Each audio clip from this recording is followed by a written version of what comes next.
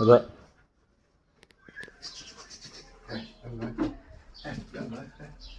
ازاي تفرغ طاقة كلبك في البيت وتعود كلبك ان هو يمسك الحاجات ما يخافش منها زي ما انا بعمل كده. يعني دي امشة بسمعها صوتها وفي نفس الوقت بقى ايه بلاعبها دي. لا خلاص شاطر اهو.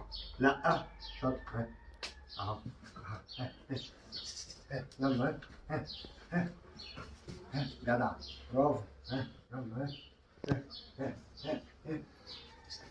جدع شاطرة شاطرة جدع جدع جدع. يلا يلا تسلع. لو انت هتلعبي معاها تسلع عادي جدع.